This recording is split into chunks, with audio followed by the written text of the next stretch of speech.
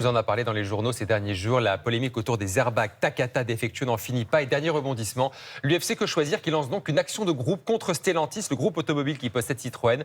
On en parle avec notre invité de 8h15. Vous êtes la responsable du service juridique de l'association de consommateurs. Bonjour. Bonjour Magali Buttard. Alors d'abord, expliquez-nous pourquoi cette action de groupe et concrètement, qu'est-ce que vous en attendez ? Alors, cette action de groupe, elle s'inscrit dans le cadre d'un combat qu'on mène depuis un certain temps déjà dans ce dossier, puisqu'on est mobilisé depuis plusieurs mois, voire plusieurs années. On avait déjà lancé plusieurs initiatives, notamment sur le plan pénal. Nous avions mis en demeure également Stellantis, dans un premier temps, d'avoir à fournir des véhicules de substitution pour tous les consommateurs qui étaient visés par une mesure de stop drive, donc en gros un avis d'arrêt de conduite. Et il y en a plein qui ne peuvent pas bénéficier notamment de ces véhicules de courtoisie. Et c'est effectivement une grosse difficulté, puisqu'en fait, on vous dit que vous ne pouvez plus conduire votre véhicule et on ne vous fournit pas de solution de mobilité, de substitution. Et puis, il y avait effectivement la question de l'indemnisation de tous ces consommateurs qui subissent ou qui ont subi une mesure de stop drive. Et donc, cette action de groupe, elle a pour vocation de régler en fait cette question de l'indemnisation.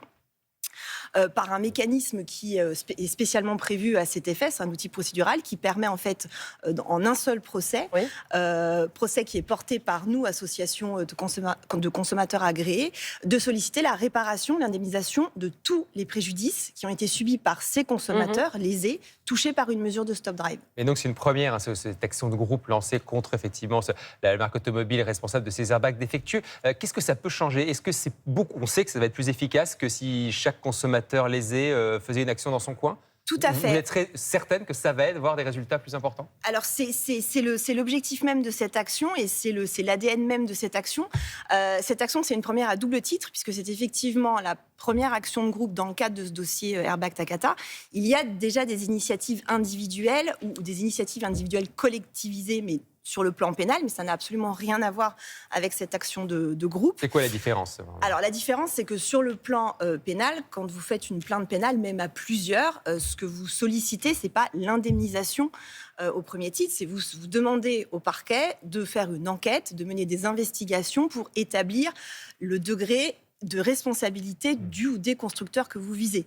L'indemnisation, elle n'interviendra éventuellement que dans un second temps, voire un troisième temps, si effectivement il y a un procès correctionnel. Et là, c'est d'abord l'indemnisation que vous voulez. C'est le seul objectif de cette action, c'est d'obtenir l'indemnisation et d'obtenir l'indemnisation par un processus qui est simplifié pour le consommateur, puisque en fait, il n'a absolument rien à faire dans le cadre de la première phase, puisque c'est nous, UFC Que Choisir, qui portons l'action, qui allons fournir les arguments au juge pour qu'il puisse établir la responsabilité du constructeur, qu'il puisse définir les préjudices à indemniser, les modalités d'indemnisation et surtout les critères d'éligibilité des constructeurs qui pourront ensuite adhérer à cette action de groupe dans un second temps.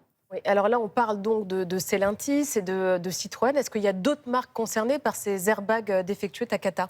Alors, il y a d'autres marques concernées par ces airbags Takata. Peut-être qu'on en parle moins, donc est-ce que vous pouvez les citer ? Il y a 30 marques concernées. Il y a plus de 100 modèles de véhicules qui sont équipés ou qui ont été équipés par ces airbags Takata. Là, l'action de groupe que l'on a lancée donc hier, elle ne concerne à ce stade que Stellantis et Citroën. Et bien les autres évidemment marques, qu'on continue à travailler pour sur nos le sujet. téléspectateurs, quelles sont les autres marques ? Alors, quasiment toutes les marques du marché sont touchées, à plus ou moins grande échelle. C'est vrai que Stellantis est le constructeur qui a quand même équipé le plus de véhicules. Et pourquoi on a ciblé ce constructeur-là ? Tout simplement parce que c'est le constructeur pour lequel on a eu le plus de signalements de consommateurs. Cédric. Vous parlez d'indemnisation. Oui. Vous êtes capable de le chiffrer ? Alors, le chiffré, en fait, le préjudice subi par chacun des consommateurs va être différent en fonction de chaque cas individuel.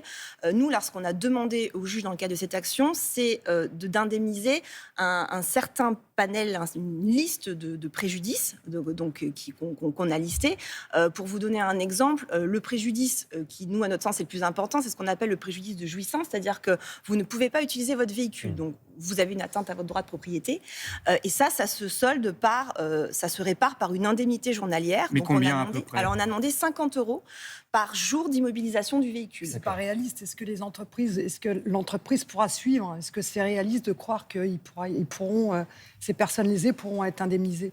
Vraiment, quoi. Alors quand on connaît un petit peu la situation du groupe Stellantis, alors je sais qu'ils ont communiqué récemment plus sur de 2 milliards de dernier pertes, chiffre, hein, hier. et je sais qu'ils ont effectivement passé en provision un certain nombre de milliers d'euros, donc je pense qu'ils seront à même effectivement de pouvoir supporter l'indemnisation. Et en même temps, j'ai envie de vous dire, ils ont eu 10 ans pour s'y préparer, puisque de toute façon, ça fait 10 ans qu'on sait qu'ils ont connaissance. Donc on aurait pu éviter tout ça. Alors déjà, ils ont pu s'y préparer, et en plus, on aurait pu éviter tout ça. Et c'est précisément ce sur quoi on insiste, c'est-à-dire que les mesures de stop drive, c'est la conséquence directe de l'incurie et de la gestion totalement chaotique de Stellantis, qui, si elle avait pris les mesures plus tôt, si elle avait fait des mesures de rappel simples avec des campagnes d'information du public pour prévenir le consommateur des risques à bord de ces véhicules, elle aurait pu organiser des rappels, on va dire, étalés sur le temps pour faire les remplacements d'airbags, et on n'aurait pas eu, les consommateurs n'auraient pas eu à subir ces stop drive. Très concrètement, pour finir, Magali Buttard, si un consommateur est lésé, se trouve dans cette situation, il vous contacte de quelle manière? Comment ça se passe? Alors là, on invite les consommateurs, vu que dans le cas de la première phase, ils n'ont rien à faire pour l'instant. La seule chose qu'ils ont à faire, en attendant de pouvoir se manifester, c'est de surtout conserver tous les justificatifs de leur préjudice. Dans notre communiqué, on liste bien tous les préjudices pour lesquels on demande une indemnisation. Donc de conserver la preuve de la propriété du véhicule, évidemment, s'ils sont amenés à le revendre, et surtout de garder tous les justificatifs des frais qu'ils ont supportés. Et donc c'est ensuite seulement qu'ils pourront vous contacter et éventuellement être indemnisés. Vous avez été entendu. Merci beaucoup Magali Buttard, Merci pour votre responsable du invitation. service juridique de l'UFC Que Choisir, d'avoir été avec nous ce matin. Allez, notre